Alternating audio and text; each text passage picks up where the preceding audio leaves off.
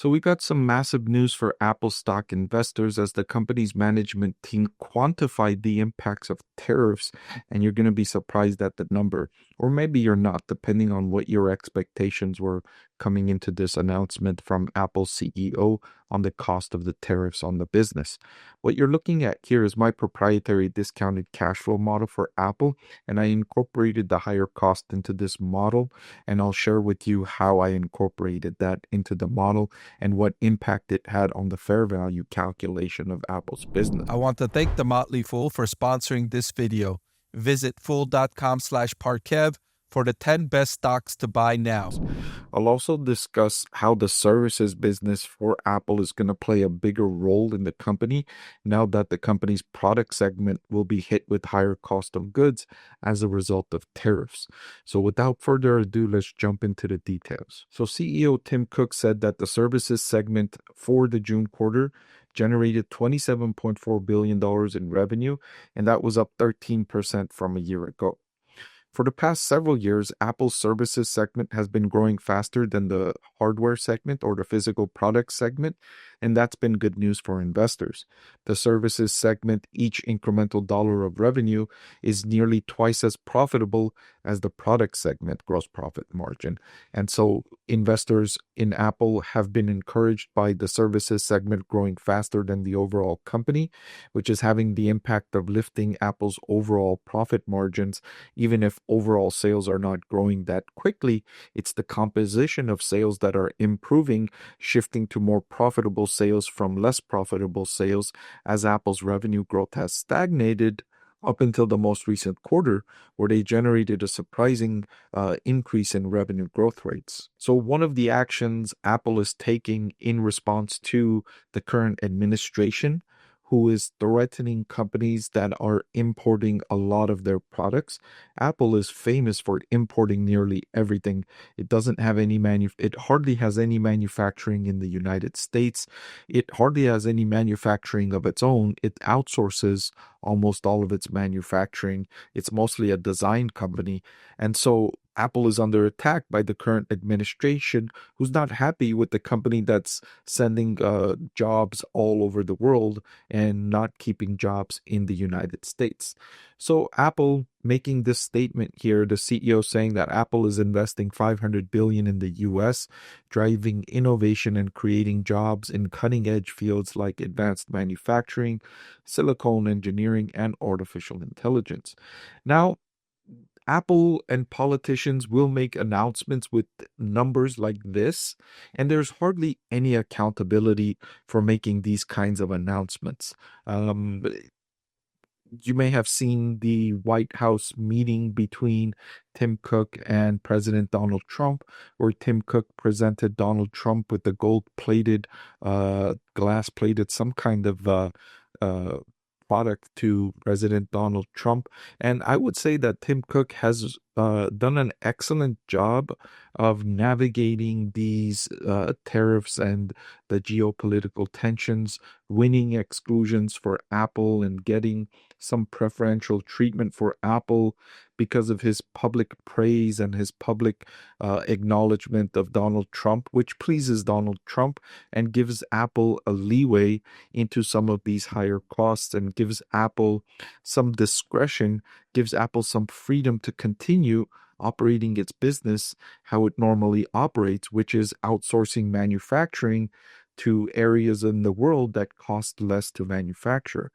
There's been some estimates that if Apple were forced to manufacture its iPhones in the United States, instead of consumers buying iPhones for $700, consumers would have to pay upwards of $2,000 for each iPhone, or roughly 3 times the current cost.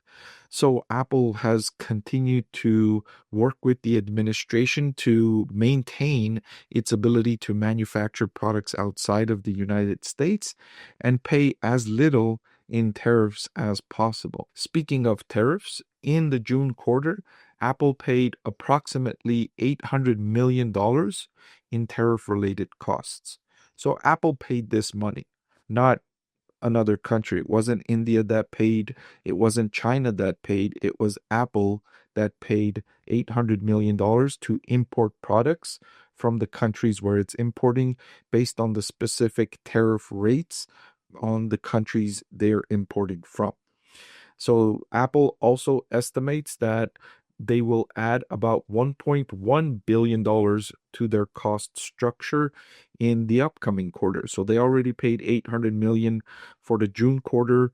They paid roughly a similar amount in the previous quarter, prior to the June quarter, and now they're going to pay another estimated $1.1 billion. So already Apple's cost of tariffs are over $2 billion. Over $2 billion that Apple paid. Apple paid these. I know there's a lot of reporting that suggests that it's the other country that's paying these tariffs. It's not. It's no country. It's the company that's paying the tariffs to import the goods. It's not the customer either. I heard some reports suggesting that the customers of Apple's products will be paying the tariffs, and that's not the case. It's the company that pays the tariffs. Whoever is importing the products is the one that's paying the tariffs. Then, after they pay the tariffs, they have a choice to make. Will they raise prices of their products that they're selling to US consumers? That's a choice. And many companies will make the choice to increase prices because they're not just going to absorb these costs and say, well, we'll just absorb these costs and have 1.1 or 2.1 or $3 billion in lower profits as a result of tariffs.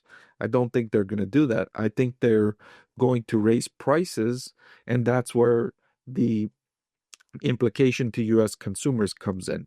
Is now US consumers will be paying higher prices on nearly everything that they're buying, even if they're buying products from a US company that manufactures its products in the US. You're likely to still pay higher prices for those products because that US company will be facing less competition, and that US company is likely still importing materials and components and machinery from places outside the United States, so their costs are likely to increase as well. And so costs will increase, and we've already started to see costs increasing. In fact, Walmart's saying that they expect their prices in stores to increase every single week between now and the end of the year as they start to see the impacts of tariffs coming in, because they front loaded a lot of the inventory. So the newer inventory coming in faces those higher tariffs. So this document I'm reading from is Apple's third quarter 2025, fiscal 2025 Q3 earnings call transcript. I've made the highlighted document available for my channel members. You go to my YouTube channel page under the membership benefits section, and you can see this if you're already a member. If you're not a member, you can join for less than $5 a month, and this is only one of the many, many benefits you get as part of our channel membership program. So how did that impact my evaluation of Apple's business over the longer term?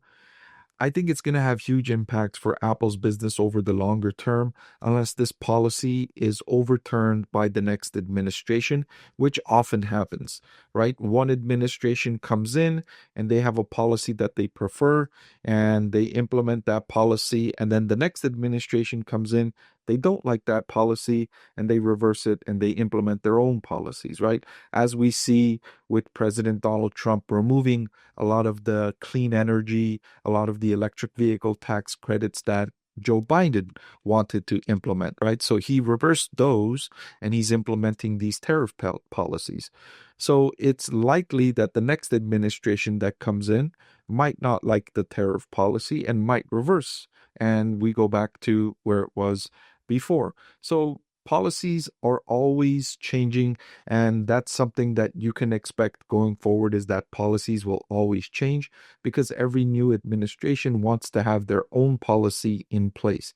They want to take credit for implementing their own policy. They don't want to implement policies of a previous administration because then the previous administration will get credit for these policies working out well for Americans.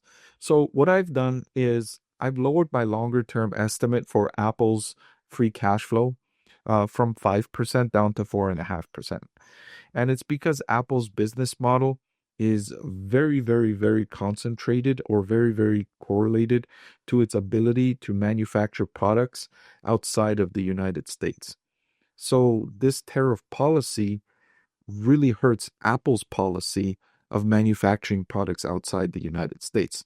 Apple's cost of goods is going to increase, regardless of what it chooses. Its costs are going to increase. It doesn't have a good choice. It has less bad choices, right? If it shifts production from China to India, it's still exposed to tariffs with differing rates. If it tries to bring manufacturing back to the United States, it's going to pay significantly higher cost to manufacture the products compared to before these tariff policies were implemented.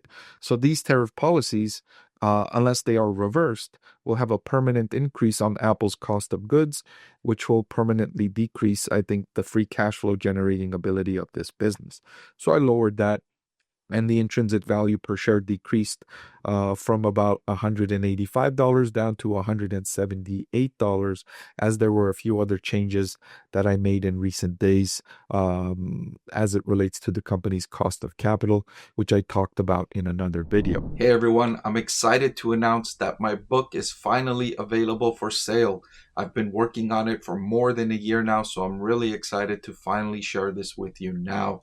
It goes through my framework for evaluating stocks. Some of you often ask why I like this stock or why I like the other stock, and this framework provides you the things that I look at when I'm evaluating stocks. I've added the link in the description below.